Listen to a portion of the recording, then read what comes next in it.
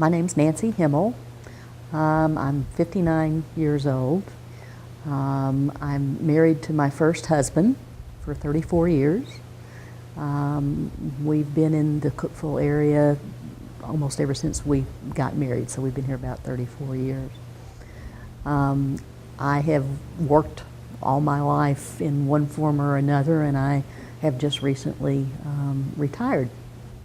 Well, I am a breast cancer survivor. I was diagnosed in 2003, and then I had a reoccurrence of that in 2006. I was actually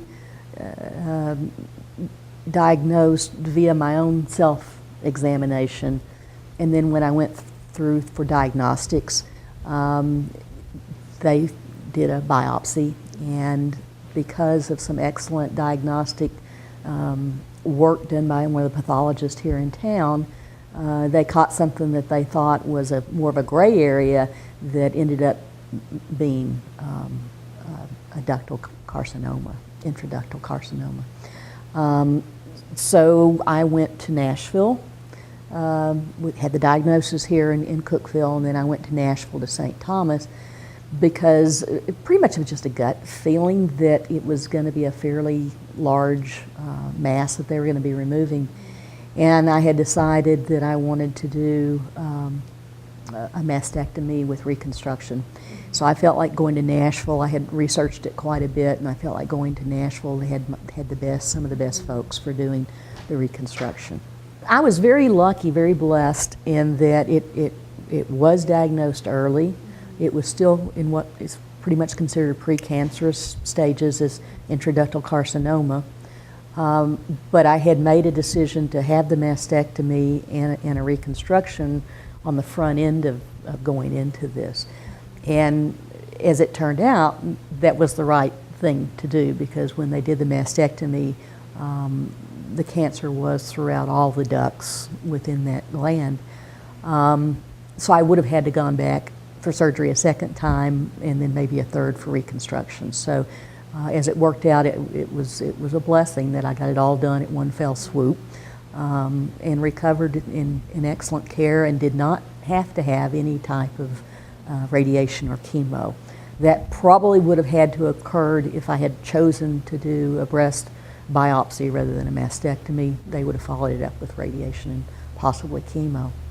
In 2006, 3 years later, even though I'd had a mastectomy, there were apparently a few cells left in the breast tissue that was left. And it was, again, the ductal carcinoma. They were able to do surgery and just remove that pretty easily. But it was interesting because no one had really suggested to me that that was a possibility. One would think after going through a mastectomy and a reconstruction that you don't have to worry about that anymore. So that was a bit of a disappointment. And again, I caught that myself with self-examination. You know, when I was diagnosed, I was a little fearful of what was going to happen. And anytime you have to wait to have the procedures done, it's always a nice time to have to worry. Fortunately, I took a trip to Maine, and on a schooner sailor trip. So the week before I had surgery, I was having a wonderful time and really not thinking about too much. You know, when something happens like that, you often wonder what has changed in your life because of it. And I really don't know what changed in my life. If you take one path, you're going to find different opportunities, different challenges, but you never know. Unfortunately, we don't have the ability to go back and choose that other path and just identify those things. But I can tell you what I was able to accomplish in the time since my diagnosis, and I don't know that I could have done that if I was not healthy and able. I was able to actually introduce a whole new level of care to elders in a very significant way, to a wonderful community in Pleasant Hill. it was introducing something that residents are taken care of, elders are taken care of based upon their wishes, not on the care of someone else. So we introduced the Eden Alternative, which is basically resident-directed care. And we trained our staff, and it was a wonderful program. And then we had the opportunity of building a new home for the nursing home residents, and change from the medical model that has always been there for nursing care into a home model. So we were now focusing on how to keep loneliness, helplessness, and boredom out of the lives of our nursing home residents. That's something I'm going to cherish the rest of my life, that we were able to build that new plan of care. I also got to meet incredible numbers of people that came there to be residents in this retirement community who had served their lives in many ways for others. Those are experiences that you don't have an opportunity to see that often. So, and then the next thing that I've been able to enjoy doing because of good health is retiring early, having to spend quality one-on-one time with my mom, with my husband, with friends, enjoying beautiful days like this one that God has just given to us.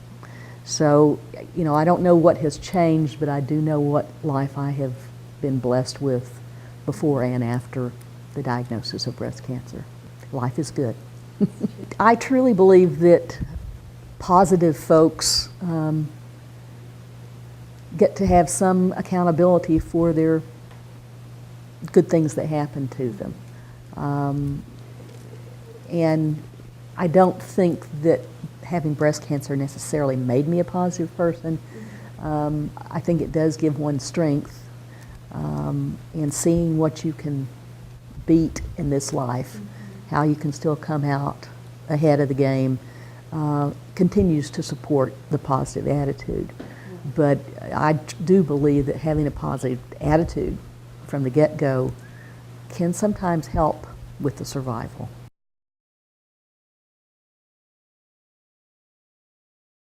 When I was first diagnosed, my husband was just overwhelmingly supportive of helping me research, helping me to find the right questions and answers. He's been right by my side for the 34 years we've been married, but he was a large supporter. My friends, I have many friends that were right there with me.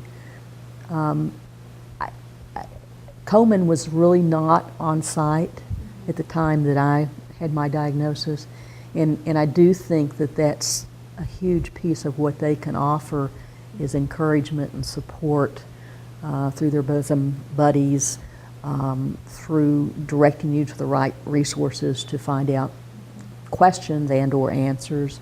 So I think there's a lot more support out there today for women with breast cancer than there was certainly 10 years ago.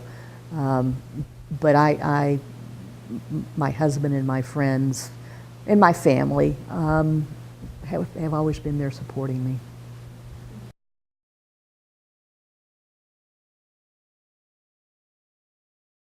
Early detection of breast cancer is the number one best thing that anyone can do to make sure that you catch a problem early enough that there are ways of taking care of that are not life-threatening.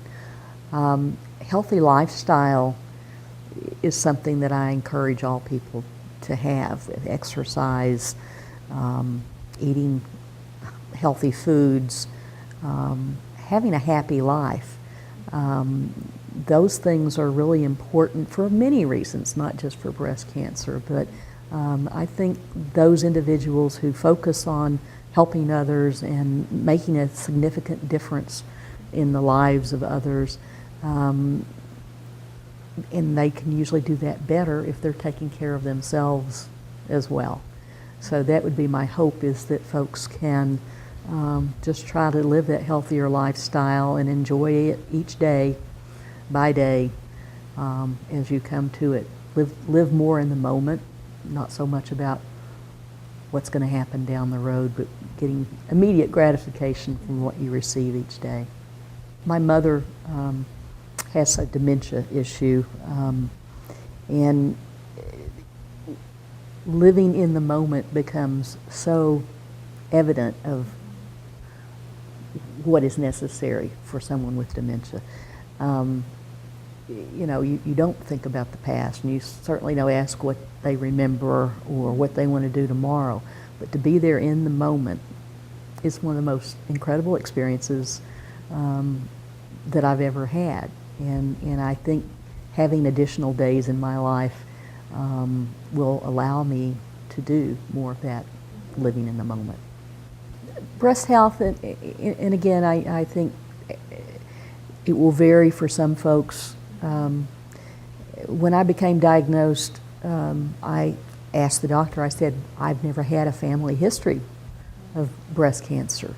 And the doctor looked at me and said, well, the majority of people who have breast cancer don't have a family history. And that totally blew me away, because I've always heard that you really shouldn't worry about things unless you've had a family history of it.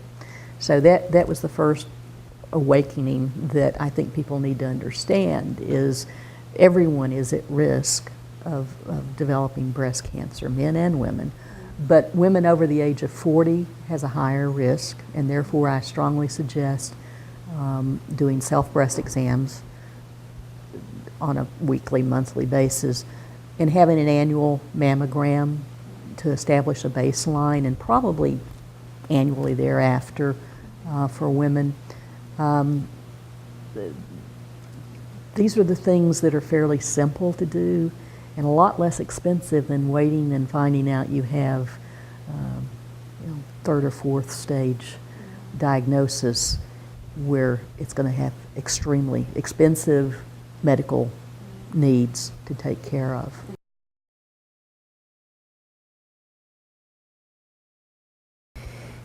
The Susan G. Komen Upper Cumberland affiliate has been active for, I think, going on 5 to 6 years. And each year they grow dynamically in what they're able to do for this Upper Cumberland area. Unfortunately, it was not around when my diagnosis was made, but the things that they do that I am promoting strongly, and that's probably the reason I joined the board, was to educate, screen, and help provide diagnosis and treatment for all the people in this Upper Cumberland area, or wherever the affiliate is, to help the underinsured and uninsured, and not just the uninsured and underinsured, but knowledge and education for all women to understand the dynamics of how this disease works, and to know that early diagnosis is, at this point, the only answer that we have for the cure, or at least the control of breast cancer. Hopefully the research dollars that are going into Komen, that are going on out to help others find the cure, one day we won't have to worry about breast cancer.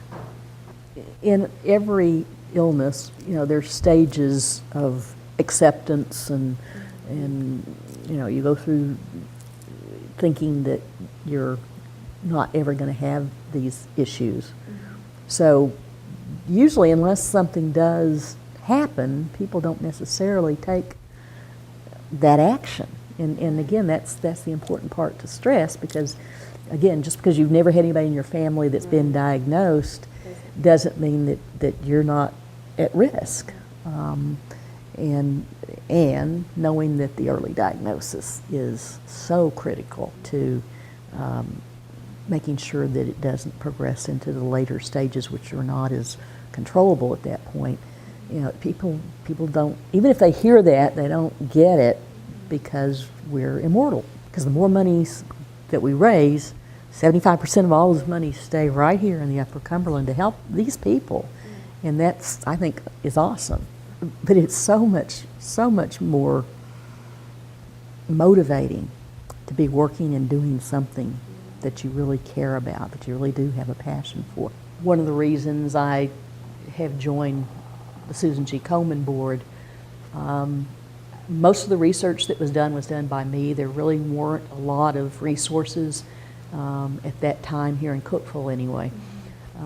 So I pretty much had to study and make decisions based upon what my research showed without having the benefits of counsel.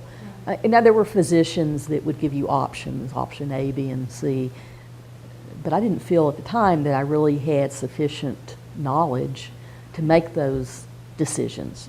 And so I just kept reading. I don't know if you're familiar with Dr. Susan Love's breast book, but I read that from cover to cover and did a lot more research after reading that and got to where I was comfortable with the decisions I was making.